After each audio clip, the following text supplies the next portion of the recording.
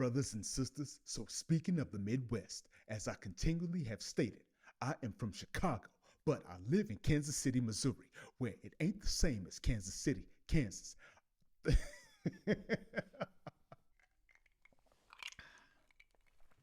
Tonight, ma'am, I'm sorry. I don't think act up, you can get smacked up is what you want in your mayoral speech.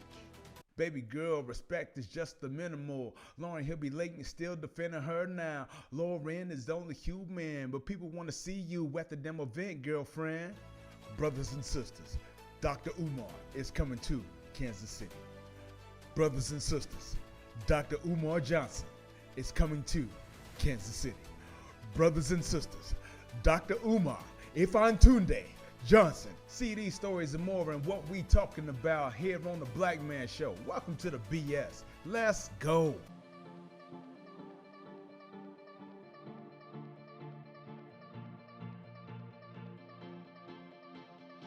What is good? What is good? Ladies and gentlemen, I am Seven Blackman and this is the Black Man Show. And the spelling is easy. Black like me, man like me. And accept no substitutions. Only get the real right here. A place where we can get a look at the news with a little bit of 7 cents. So please hit that like and subscribe and be sure to share this with your mama of choice. Birth, grand, baby. As we dig in. And this week's episode is brought to you by the good people at Bandana Boy Tees, bringing you tees that set you free with a closeout sale currently being had on their F Around and Find Out collection, sparked by the events of this summer's Alabama Brawl. Who can forget the summer of love when a simple man was merely doing his job and he was attacked on those Montgomery docks, and then he sent out the bat signal. And that's when the teams were alerted to assemble. They came, one if by sea and many if by land, because, generally we don't like to get our hair wet, but all in defense of this gentleman. And all types of things were in the air, fists and, tempers, sure. But thankfully, there was even a chair. But even after that, cooler heads prevailed and the rightful were actually arrested and justice was served. And look, they even made a couple of designs for the show. Be sure to get your never forget memorabilia today. Hit the link in the description and get 25% off your FAFO order, and I am sure you will dig it. So with that said, let's get to the news. So this past week, the media, social, cable, and local, has been ablaze with all kinds of crazy, from more Dwight Howard drama to kids avoiding active shooter drills, and yes, they've been more active than your last romp in the bed. Brothers, I'm telling you, the same 1 or 2 positions ain't always keeping the box hot. So I'm just saying. But today, I'll do my best to cover a bevy of stories to get you informed on what's popping, starting with hot on the tour of her classic work, The Miseducation of Lauryn Hill. Hip-hop single album goddess Lauryn Hill has made news recently for the one thing that she is notoriously known for: being notoriously late for her own show. And why should the tour dates for this epic album be any different than any other show? And it seems the Miseducation star, who, by the way, I'm going to just go ahead and say this right now. I think that Kanye, at least, early, old Kanye, missed a huge opportunity back in the day to bring her back, like with an epic late registration, Miseducation collaboration or something like that. But, anyway. But the star, who's known for her late shows as far back as the early 2000s, recently stated to a waiting crowd at the Kia Forum in Inglewood, California that say, hey, yeah, she's late. She's late a lot. Yo, y'all lucky I make it on this blood rise stage every night. And there were other things said, but honestly, that's kind of where I drew the line. I mean, look, I get it. You're the star, we're the fans. But in that star-fan exchange, I think some things are kind of twisted, or some are getting it twisted. Like, yes, you have your whole life going on. You have your children, your taxes, thoughts that you can't come back again possibly, all the drama, baby daddies, unrequited loves, all of that going on. But when you, the artist, try to make it almost like it's the audience's fault that you're the artist, that's where I say that there's some sort of disconnect, right? I mean, because, ma'am, no one made you make the tour, sing the songs, nor make the album. We're just celebrating the work that you've put in, and we think you are also kind of cool with the exchange, considering you can get paid off of our devotion and make a living for your children and your tax situation. I mean, maybe it's the middle-aged man in me coming out, but don't make it seem like you're doing me a favor to perform when my dollars are doing you a favor to get your ass on a stage. You know what I'm saying? So, I mean, imagine going to your job and saying some stuff like, man, y'all lucky I'm here, man. And I'm sure they'd be like, I mean, but you're lucky you're employed. Well, you were employed. Please, show yourself out. I mean, I'm sure we should respect our legends, but where's ours? Where's our respect? And speaking of legends, you know who doesn't show up late? Charlie Wilson. I'm not sitting here trying to condone for people to go wild and start going to Charlie Wilson shows, but I'm just saying, the man is 70 years old, still wearing tight jeans, still doing 11 dozen wardrobe changes, and still making new music while singing the hits and showing up. So, I mean, hell, I'll bet even Beyonce would have been on time if somebody didn't feed her Arthur Bryant's before the show. But I don't know. I've never been to a Lauryn Hill concert. I've never had the yin to want to wait forever to hear somebody speed race through some songs.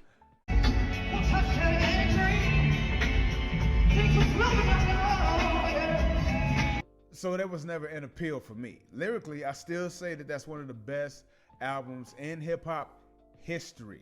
But I can listen to that already for free because I already paid for it. And it's always on time. So will you all be attending any of the tour dates? Side note, can you believe it's really been 25 years since it came out? I don't know, but have any of you all been to an El Boogie concert? I'd love to know what your experience was like in the comments down below. And then, okay, so I don't know if you are up on the socials like that, but out there in the interwebs, there are these influencer types pushing all sorts of products and services, from pills you pop to poop to naked nannies kneeling. You'll see all sorts of things being pushed, and in this capitalistic America, people are looking to buy. And with that said, sometimes you don't really know where to go and who to rely on for insights for the best makeup, t-shirts, or food to fill your precious palate. In steps Keith Lee. Look, normally this is where I would like do a joke about, you know what I'm saying, what the dude look like, or something small or something like that, but dude does MMA. Even though he's 5'4" and 145 pounds, he does MMA professionally and been doing that for 10 years. So me and the 2 classes that I took, look, us over here, we don't want to smoke. So we just gonna move on. Anyway, so Keith basically does these food reviews for black-owned restaurants, or those that are like in or near a black community, or that one that vastly serves a black audience. And through his reviews, he's amassed over 14 million followers. That said, have you hit your local subscribe button lately? You can do it now. Just saying. Anyway, he provides actual real reviews on the places he checks out. Some are good, some are great, and some are not so much. Every review not gonna be the best. I'm gonna be 100% honest. If you want me to come, please understand, I will be honest. I don't mean no harm. I don't have no malicious intent. I mean that, and when I say it, I mean it. People be like, well, you know what you're doing. You know if you give a bad review, people gonna come and flood it with hate comments. What else do you want me to do? Well, last week, he and his family decided to touch down in Atlanta. You know, Atlanta, where the players play, where they ride on them things like every day. Big beats, hit streets, see gangsters roaming, and parties don't stop till 8 in the morning. You know, ATL, Wakanda as they calling it now. And as they stopped to check out a few places, some that actually invited the social media star to review their spots, some of the people got a little upset. And I think that's kind of what you call it when people are starting to threaten lives. I think that's what you call it, because some of these people got a little bit upset at his reviews. But when my safety and my family safety start coming into play, That's where I draw the line at. But what can't happen is with my family or the restaurants or anybody's safety start coming into play. It's absolutely overboard. Especially when I was asked to give my opinion. Because you telling me my opinion only matter if it's positive. Because if it's positive, you got my face plastered on the wall and you saying Keith Lee been here. But if it's negative, I need to sit down somewhere and you don't know who I am. That's crazy to me. It was so much positive that happened in Atlanta that was shunned by the negative. It was so many restaurants we was blessed enough to help. We went to an array of restaurants like we always do at every city. So what we have here is a man who is from the D, where it's so cold in the D, who has been going nationwide giving his reviews, but runs into a roadblock with basically the blackest city in America. I mean, he was a man looking for regular treatment, not that of a star. And when going to Candy Burris' restaurant, he was told that they don't do to-go orders on the weekends, and the wait was up to 90 minutes. And those are some of the laws or regulations, I guess you could say, that he kind of had to maneuver through.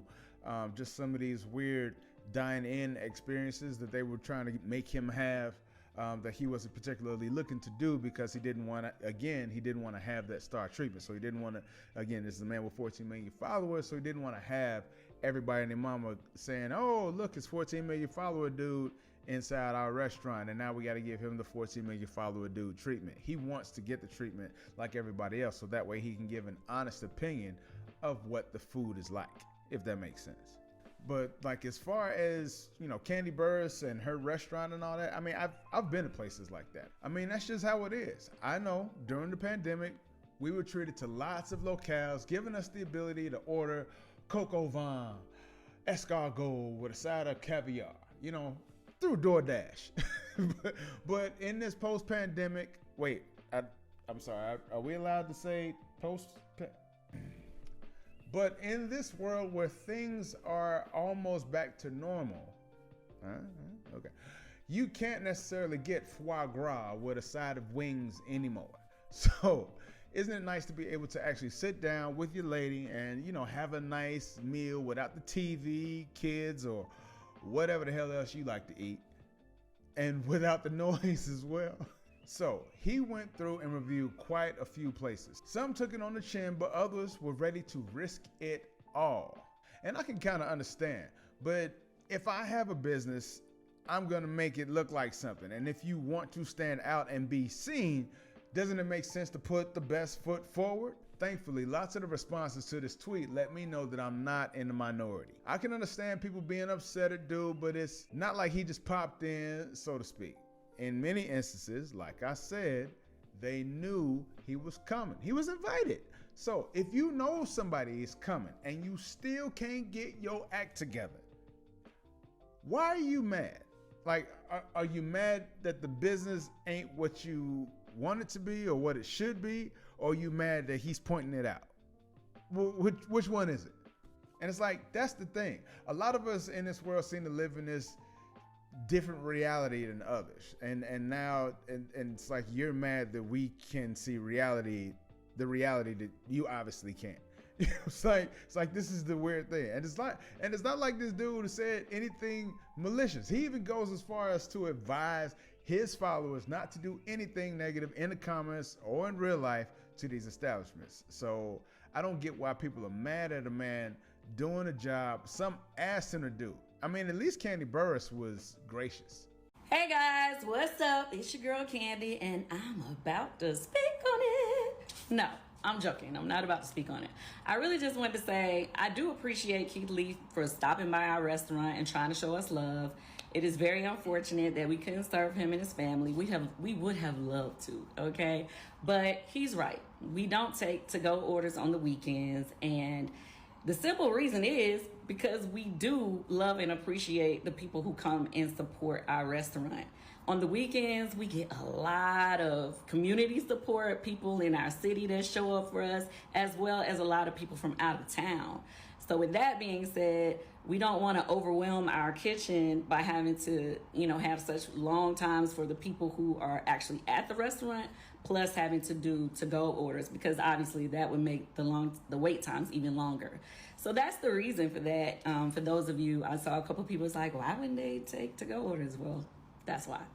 Anyway, with that, outside of that, I want to say thanks to Keith for trying to even show up to our restaurant and show us love. Thanks for trying to bring your family by. And maybe next time we'll still get a chance to serve you. Okay? But with that said, what do you think of this visit? Should the people have been more forgiving, or should his reviews have been? You know what I'm saying? Because it's us. You know what I'm saying? I'd love to know your thoughts in the comments down below.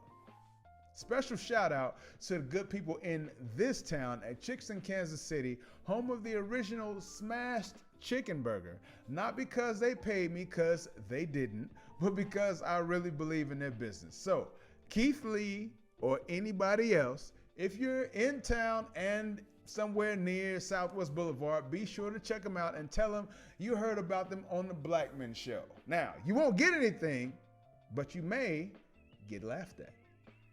So, as I will tell you forever, like it's a damn character flaw or tick, I'm from Chicago.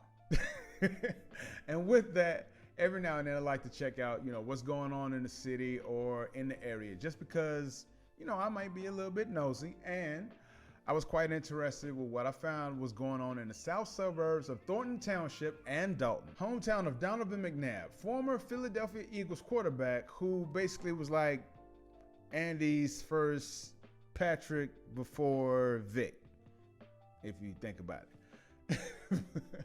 But what's been happening recently is so wild, it's a wonder that she ain't been arrested yet. 2 years? 2 years. Okay, so obvious Mary J. Blige fan and dollar store Carmex and wig model Tiffany Hayward, seen here on a good day, has been basically embroiled in a scandal since her election in 2021. It seems since the single mother, and I bring that up, her single motherhood that is, I bring that up not to land-based, but because that was actually part of her campaign, okay? So, but she ran shortly after the Year of the Woman, following Kamala Harris's placement into the White House. She basically is seen to be shown to be a true life of what Cat Williams said in one of his comedy skits. So I can't show you the whole thing because I couldn't find it. But basically, there was a part in one of his skits, very short skit, very short part in one of his sets, where he was basically saying, a drunk man with $20 is only gonna go as far as that $20. But a drunk man with $1 million, well, the party goes all night. So, and all that to say that this is what we're seeing with somebody when given power. A person with a little power only does so much. Somebody with a whole lot of power, well, we'll see what that power does to corrupt. Bars. Anyway, so with the power that Tiffany has in her weekly manicured hands as the youngest and first female mayor of Dalton, making about $50,000 per year, and simultaneously as the city supervisor of nearby Thornton Township, making about $200,000 a year. So that's, if you're doing math, $250,000 a year income. She's managed to earn quite an income, you dig, while bleeding both cities dry. I mean, to the tune of almost $5 million. But I'm getting ahead of myself. Look, just peep out the video from Pink Book Lessons where she really breaks it all down. I'll leave a link to her video down in the description. And look, here's just a list of kind of what she's done so far, right? Using the police department as her own personal bodyguards, some racking up more than 300 hours in a 2-week period. Mind you, there are only 336 hours in that time span. Locking out members of the city board when they were looking to address her actions and issue a recall on her vote. Oh, and the recall? The recall was sought months after her election when they could see early on that she was corrupt, only about a year later. So, okay, a couple months, 12, whatever. Still, they could see that she was corrupt. Votes were recast, however, because she was able to have the judge throw out the certification of that vote, it didn't even matter. The vote wasn't certified, so it didn't pass, and she was allowed to stay in office. Then, when city board officials were looking to investigate her for her actions in Thornton Township, it's alleged she had IT personnel deactivate staff access cards. And she started a cancer fund in her own name, then made the donation to the fund from the town.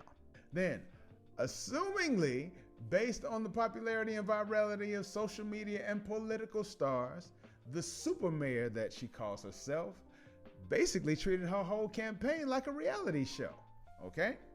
Then, she used the power and position to block a city event from taking place so that her event, which was taking place on the same day, would get more attention.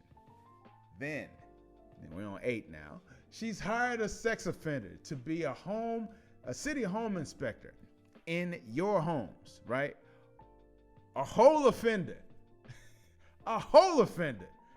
Mind you, she went around the board to get this dude in. And why do you think she would go through the trouble to have this person brought in? What, because she believes so staunchly in second chances? I mean, sure, that's what she'll say. But the real reason is because they gotta be doing it. Cause look at this picture. Look at this picture right here. Elected employees and elected officials don't stand with employees like this. Women who are standing with the dude that they're doing pose like this. Tell me I'm lying. Just please tell me I'm lying. And then the latest is that and this whole thing includes her trying to get the city to pay over $150,000 for an SUV that she and her cop entourage use. So that, in and of itself, is a wild list. And mind you, this is only, again, had been within 2 years. Now, many of these issues are now actual cases that will have to be handled at the state level, but I'm more concerned about that funny division between capitalism and governance, right? It's like, sure, there are maybe laws on the books that prevent certain things or to keep certain checks in place, right? But at day's end, those laws are only as effective as the people in place to enforce them. And we are living in a time when, shame goes out the window. Fines are just the cost of doing business, and looking like you care actually gets you more social media points than actually doing the hard work of caring. So is it any wonder that we have, baby mama politicians like these, especially where the, bigger government does basically the same thing? I mean, I don't know. With the direction it's going, where do you think these will sit? I'd love to know your thoughts in the comments down below. So if you have at all been on World Star, Black Twitter, or the Shade Room, but not off the record, because honestly, until now, I didn't even know it existed. I'm just being real. But if any of you have been to any of those at any time during the past week, you already know what I'm about to talk about, what I'm about to get into. But for the rest of you, I will break it down. So recently, music critic and I want to say hip hop DJ Academics was recently going at Glorilla, the rapper, not to be confused with the Gorilla Glue lady or Gorilla Glue girl, whichever girl or lady. But Lord knows how long for the longest. I promise you, I thought they was the same person. I ain't. Anyway, but he was going in with Glorilla for her lackluster style, low sales, and inability to keep an audience, to the point that he actually admitted that Sexy Red, of all people, has stolen her shine. Well, to her defense came sometimes rapper and always fashioning Saucy Santana, who, once again, I'm gonna keep it moving because I don't know the letters. I don't know.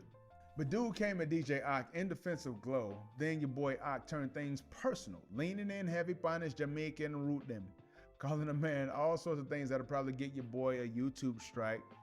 I'll just say a whole heap of them. But I'll say it necessarily wasn't nice, right? And when you do things that aren't nice, you can't always account for how they will respond.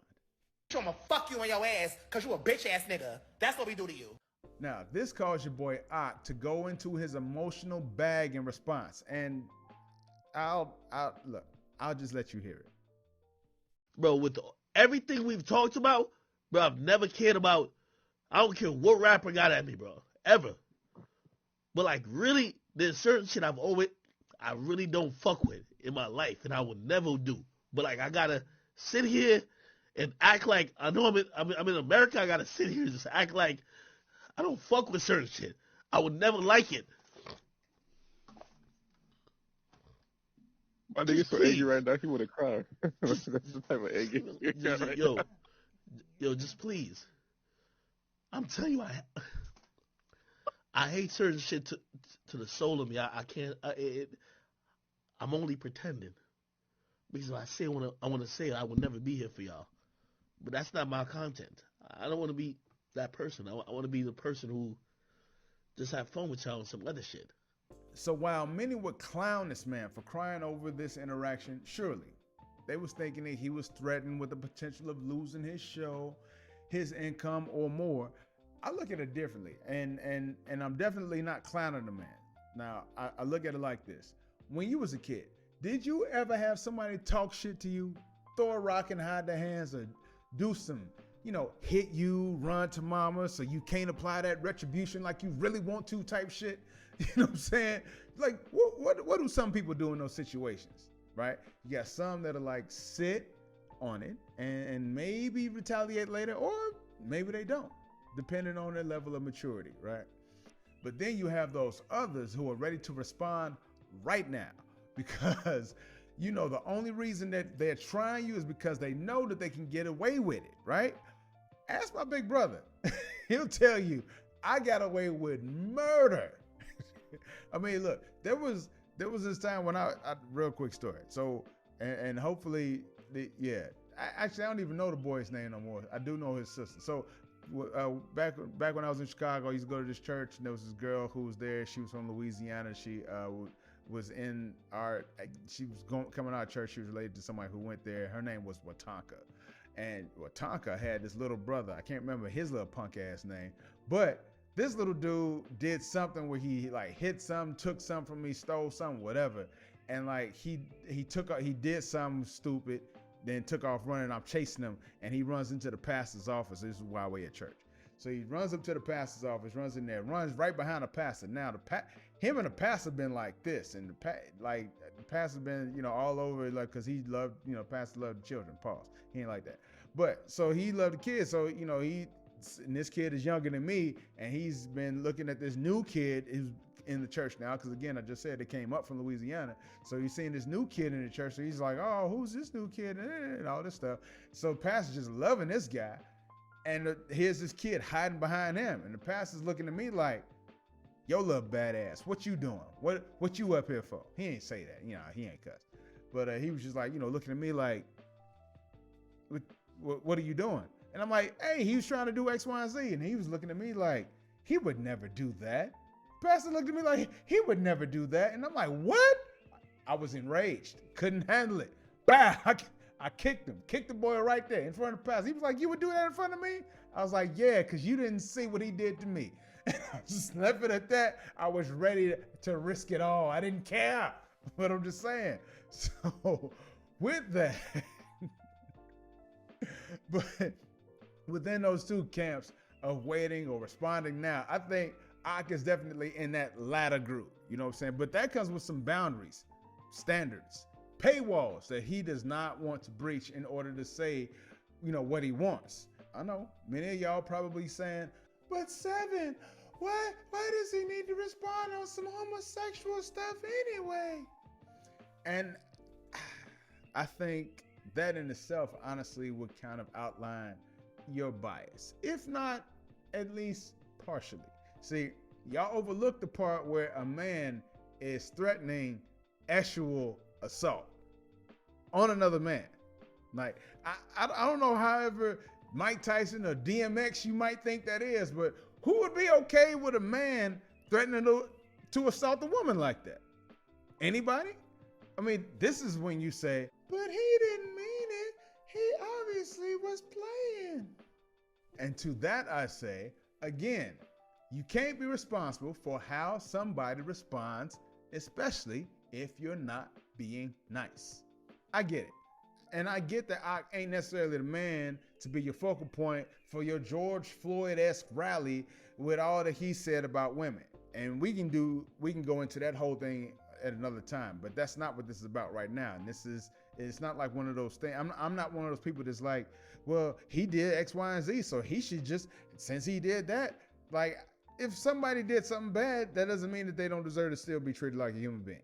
To me, at least that's kind of how I look at things. But, you know, not everybody has that sort of point of view, so I get it. I might be a little bit different, a little rare, a little special, a little touched. I don't know. But this kind of goes further to what I was asking in the whole mayor story, right? In that, what does it matter if what's said is bad if who said it seems to matter more? You know what I'm saying? If we shouldn't say anything, maybe we shouldn't say it at all, right? Right? But there's my nigger friend. You guys say it all the time. What? So, what are you pushing these days? You got that new? Or are you sitting on that late model? Are you that person who knows better, but yet and still you're going to the parking lot with that Camel and that 2-hour-long commercial to consider risking it all on a 93 Pontiac Grand Am with 72 easy payments at about $250 a pop? Well, in a recently viral TikTok, it seems those days are far, far gone. At least the payment part. Let me tell y'all a little secret for the ones that don't know real quick. Them 200 to 300 car payments is gone, people. Stop coming to the car lot looking for 250 to 300 car payments. This shit is gone. My cell phone bill is about $400. You're not gonna get nothing cheaper than that in a car payment. You can just pick up the phone and talk to somebody. A car is taking you across the world. Stop coming to the car lot looking for 200 to 300 car payments, people. For real, stop. And many commenters reflected the same, saying things like, just leave them cars at the lot, them prices will come down. That's why I haven't been to the car lot. Sasha better last till $200 to $300 car payments come back.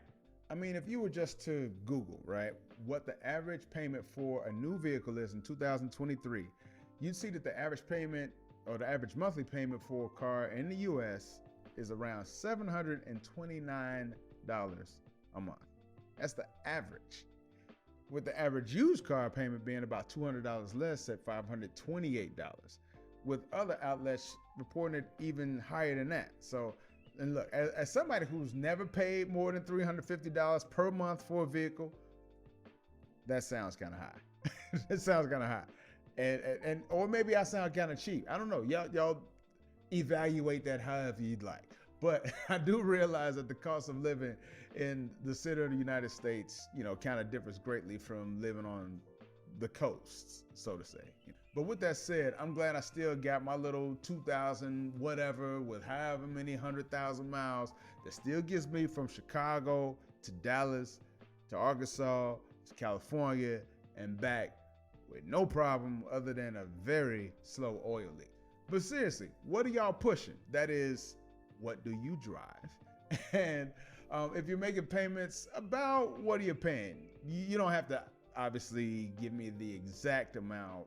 For example, I pay for my wife around $300 a month, but I'm in the Midwest. So, you know, I'd be interested in knowing what you're paying and where you are, so I can kind of get an idea of how that differentiates from the, you know, from here, regardless of make and model. I ain't even gonna worry about that. Speaking of the Midwest, as I continually have stated, I'm from Chicago, but I live in Kansas City, Missouri, which ain't the same as Kansas City, Kansas. Thinking otherwise could get you dealt with by the locals. That said, it seems Kansas City is about to have a distinguished guest in its midst. None other than donation warrior and GIF giant, Dr. Umar, if on Tuesdays Johnson. Seen here, judging the world and finding it lacking. It seems the Prince of Pan-Africanism is poised to point his penny loafers to prey on, to pray for the people and possibly do some paltry panhandling for his pilgrimage. That is, next month, the founder of the Nat Turner John Brown School, the Gene Hackman Kevin Spacey Academy, The Frederick Douglass Marcus Garvey School founder will be coming to Kansas City speaking on, quote, the future of black children, special education and community responsibility at the crossroads, end quote. This free event is to be held at the Deja Vu event space on Swope on Sunday, December 3rd at 4 p.m., doors opening at 3. But aside from the flyer and what little there is on the socials currently, what do you think brings the doctor to pay a visit to us after not being here since like 2015, when he was confronted by the alphabet feminists at an event that was held by local nonprofit Exceeding Life? I picked up the book to ask you on what page is the mental illness homophobia? It's not a mental illness. It's like racism, a disease. Who defined homophobia as a disease? This is the authority of mental illness. Where is the diagnosis homophobia? It's not a diagnosis. It's a state of being. It's a state of being. Phobia. It's a phobia. A phobia is in this book. Okay, so hate and speech against gay people. Let me. That is fear. Simple phobia, any type of claustrophobia. It's a fear. You said homophobia. I'm not afraid of nobody.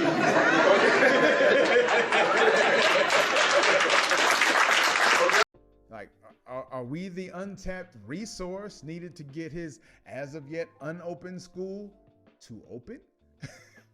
I mean, let's be real. Dude's been collecting for the school for almost a decade, and I get it. He has all the beautiful talk that makes you feel good, makes you feel like he's on the up and up, baby.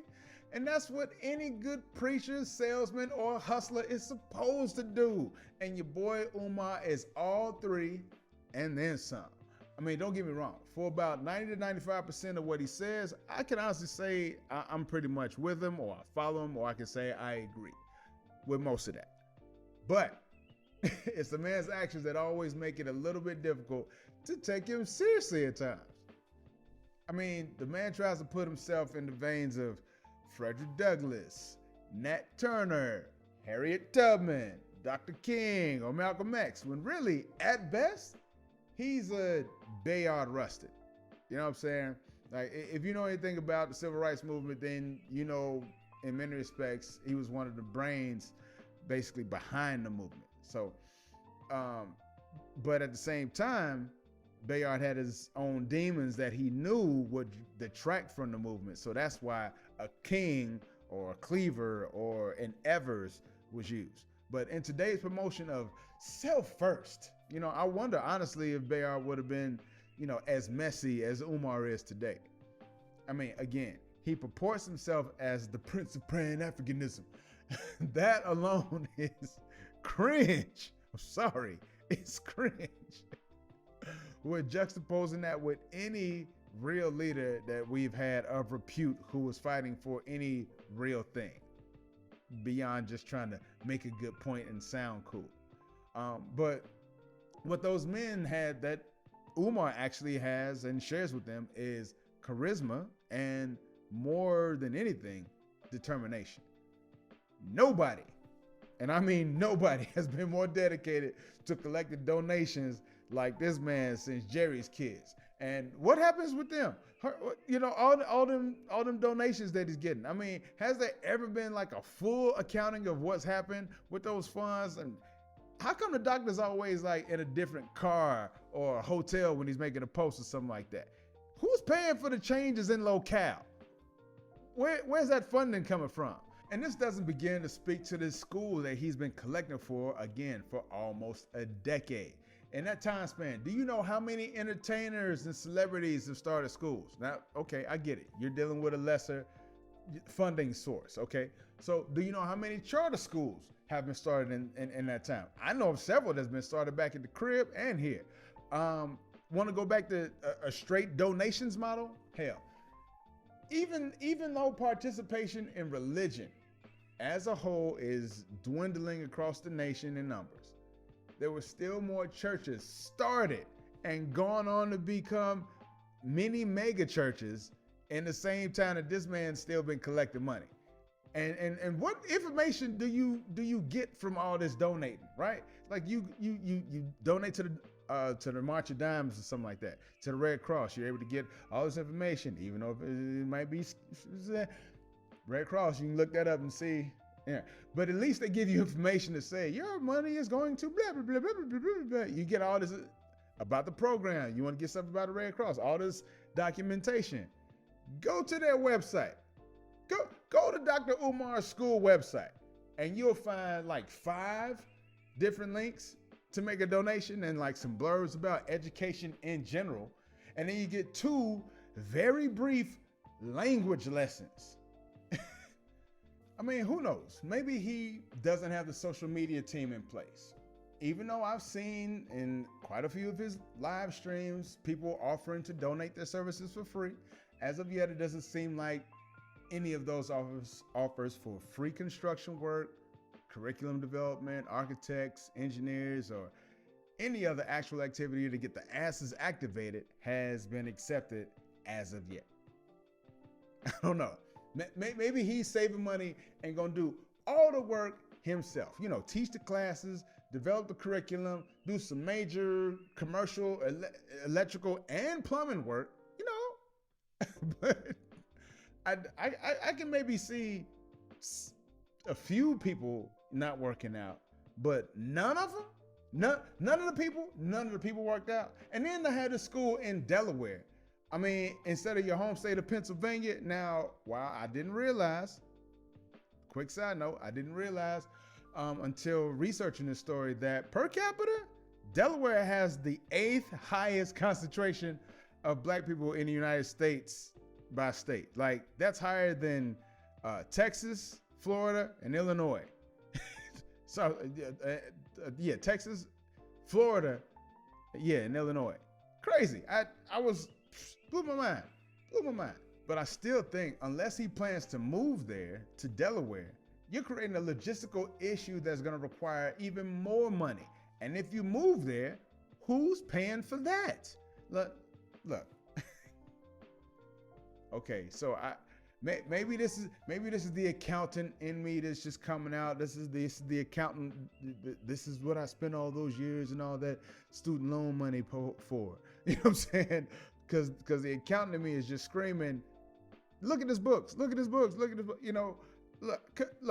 I don't know. If you are looking to live a tax-free life where you don't have to worry about any reported income, wouldn't it seem to make sense to have this dilapidated albatross of a school that you're constantly fixing as a convenient reason that you need, you know, just a little bit more, just a little bit more. He can live decent. He can live decent off a promise of a school that you're donating to, that your children will be too old to attend if the doors even open. I mean, that said, the doors are supposed to be open in February of this past February. So, and Black History Month aside, what system school starts in February? For real. What are you doing? And notice, like I said, they were supposed to open because there's no word on if the school is actually open or even if they even have a faculty. Do y'all got a gym teacher yet? So Kansas City, will you be in attendance to see what he has to say? Again, as for one who believes in what he says, the Blackman Show will be in the building, definitely. But, and it's a big but, it will be a frozen day in May in Central Pay before I slide the old doctor any money. I mean, anything. But that's me. So what about you? Oh, you know what? Hey, check it out. Let's play a drinking game where we take a drink every time we hear him say the word donations or he says anything about the school unprovoked. Matter of fact, let me go ahead and set up that drunken Uber right now. So I wanted to take a second to see what else you all would like to see on the show. There are some ideas of, you know, having performances, lyrical breakdowns, and a new segment is being put out actually this Friday. This is pretty self-explanatory. And that we're calling it Ask a Black Man. That's me. I happen to be black, I happen to be a man, and I happen to be a man that's black, named Black Man. Can't get blacker than that. Yeah, you can't complain. But yeah, so I'm rolling that out this Friday. So be sure to check that out. But what else would you like to check out, from the show? Basically, the show is really about you, because I realize I can't be too successful without you, without your input, or, just doing some things that's going to make you happy while I'm happy to do it. You know what I'm saying? So I'm looking to do even more. So if you'd like to offer some insight, be sure to hit us up at showtheblackman@gmail.com, and be sure to put Ask a Black Man in the subject line. Or, if for any other reason you want to just hit us up, let us know what's going on your way, you can do that too, and just put anything else into the subject line. I mean, hell, you can literally put anything else. And of course, you can always follow us on all the socials at Show the Black Man. But with that, this has been The Black Man Show. Once again, I have been Seven Blackman. I mean, I still am Seven Blackman. I have been, and I still am. I will be tomorrow too. Yeah. I'm always gonna be seven. But please be sure to hit the like, subscribe, and share this video with all your peeps as we continue to grow this thing out. Thank you all for watching this far. If you like this one, get caught up on some of our earlier episodes. I appreciate each and every one of you. So please, until next time, take care of each other. Peace.